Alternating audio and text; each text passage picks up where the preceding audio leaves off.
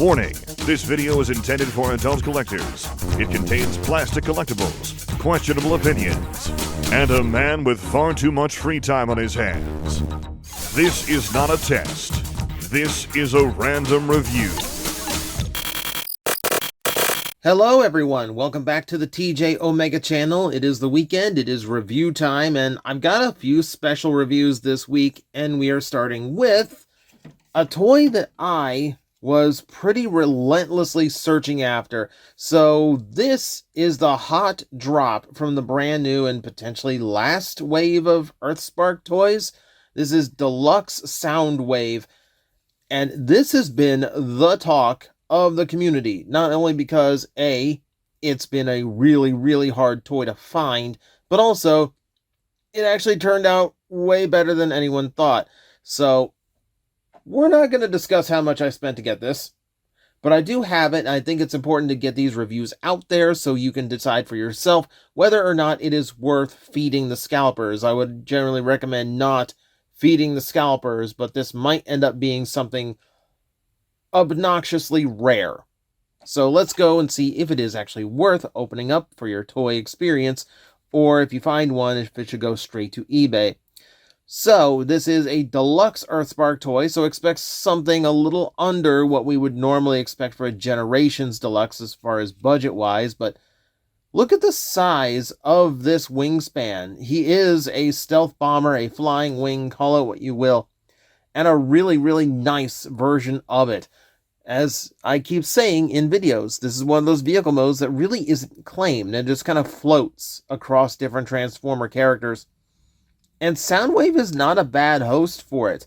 The dark blue kind of works, that is still, something of a stealth color, especially if you are flying a night mission. If we take a closer look, we do have some painted details on the front. The red for the windscreen, and of course the intakes have been done up with a little bit of silver. Not a whole lot of deco beyond that on the actual, jet itself. A lot of flat surface because, stealth jet. You do get black for the tail fins at least. And then there is the gun, which mounts on top, and that is going to be this Soundwave's version of his shoulder blaster. And that's actually done up pretty well. You got the silver on the inside to separate the sections. You got the red line going all the way around. That clawed barrel with the silver on it. Very nice. I will go ahead and unplug this from its 5mm port. Set it down so we can have a much cleaner look. Look at how thin this is. Why is it whenever I see like the thinnest Transformers possible, it's always a Soundwave? But yeah, take a look at that. Look at that, like a potato chip. Like there's just, he's a piece of paper is what he is. Now, the way it's accomplished is with those big wing panels, and you'll note that on mine, I can't quite get them straight because it's one of those toys with a lot of little things that have to be in the right spots in order for it to really work. Now, most of the time, I'm going to be holding it at an angle that is not going to really matter. I can't tell that the wings are slightly not straight when I am holding it like this to witness the entirety of the stealth wing. So it's not really a huge bother for me.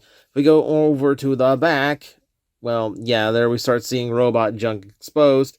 Would have been nice to have some thrusters sculpted into here, as like, inside the thigh. But, it's a budgeted toy, so those things go away.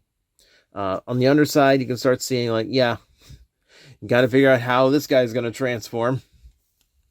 But still, the fact that it is such a wide jet mode, the fact that it is such a thin jet mode, I think is an incredible accomplishment.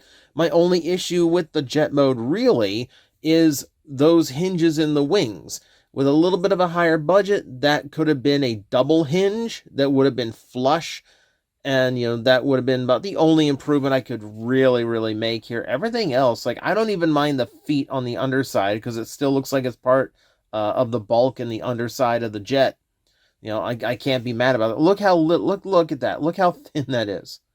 There's no undercarriage to him whatsoever. Like, I can't be mad about, the feet. Okay. Now, let's get this guy transformed. Not too much to him, but I like what he does. So, first off, I'm going to get this double hinged up. We're going to rotate it around. That's going to put it in its position we'll eventually need it into. More importantly, that frees up the space around the legs. So, I'm going to take these big wing panels, unclip from the underside, bring them down like so, and we're going to have to collapse them into the legs proper. Go ahead and fold up the length of the wings. This is all going to fold into this direction, and that's going to, hang on, we'll get the feet. That'll click when you rotate it 90 degrees. Then we're going to do it over here, and that's going to be your leg. Let's make sure everything is aligned. That should all tab into itself. And I'll do it on the other side here so you can see what's going on the other side. Just go ahead and rotate that foot down, angle it like so. And we're going to take that, wrap that tab into that slot, right like so. Not too hard. Pelvis is going to be backwards here, so at this point, go ahead and rotate the waist, and then rotate the legs to match. Very, very good. Now, unpeg the arms from the side of the body. Yep. Untab these sections that were the front of the jet, bring those down. Gonna have to rotate the arms into their correct position. Yep, and then adjust the wrists as necessary if you hadn't done that already. Gonna go ahead, open up the chest, fold down, fold back up, and then to finish it up, make sure this is tabbed into the back. Right there, the top, there's gonna be like an odd-shaped groove and an odd-shaped peg. And that's going to be Soundwave in his robot mode. It's a nice transformation. This thing is actually pretty fun to just pick up and transform, which is, one of the most important aspects for me. And yeah, the fact you get a 3D robot out of something that is vastly two-dimensional, I think is a pretty impressive bit of engineering, considering these are a budget toys. It does kind of remind me of like the Core Edition Rise of the Beasts Air Razor, a toy I talk about a lot because it left a huge impression on me. For as inexpensive as the creation of that toy was obviously being, it produced something really, really special. And this might be the same case. Soundwave here has a really impressive look to him. He's a really, really cool looking figure. Now, there's an obvious sacrifice for this. But besides that, the rest of it looks good. Even the back is clean. I like the wing pack that the tail fins create. Yeah, that all looks good to me. Let me take us in and look at the sculpting job on this. Now, in the cartoon, the head is almost entirely blue. There isn't any real silver as part of the design. So I actually don't mind them changing that up. I think this makes him look a little bit more interesting. It's divergent from the traditional Soundwave, like the silver faceplate and the blue helmet along the sides. This gives it a little bit of a uniqueness that I kind of like. It's kind of working to be his own thing here, which is cool. And it's just a mean looking design. Paint-wise, they actually did a lot to that chest. The gold striping along the edge, the Decepticon symbol in silver, tampographed on the center. You got the red, you got the silver along the edge. It's just a very, very nice job. And then, obviously, over here, you got a little bit more red paint to kind of show through. It's actually surprising. Like it's enough paint to be interesting. Rather than just like, well, it's just enough to convey the character, which is what a budgeted paint job usually ends up being.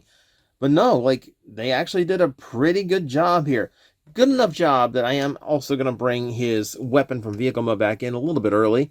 You can mount it in his hand, but why would you? It's Soundwave's shoulder rifle. So you're going to fold the handle down like that, revealing that slot. That can fit on that little tab over his right shoulder. So that, if I actually pin it on there correctly, there we go. That gives Soundwave his correct look. And I like that it sits high enough that it's not going to impede in the shoulder articulation, because there is a lot of articulation to this guy. And yeah, I really would not want it being interfered with here. So let us go into the articulation rundown, since that's pretty much the accessory lot you get.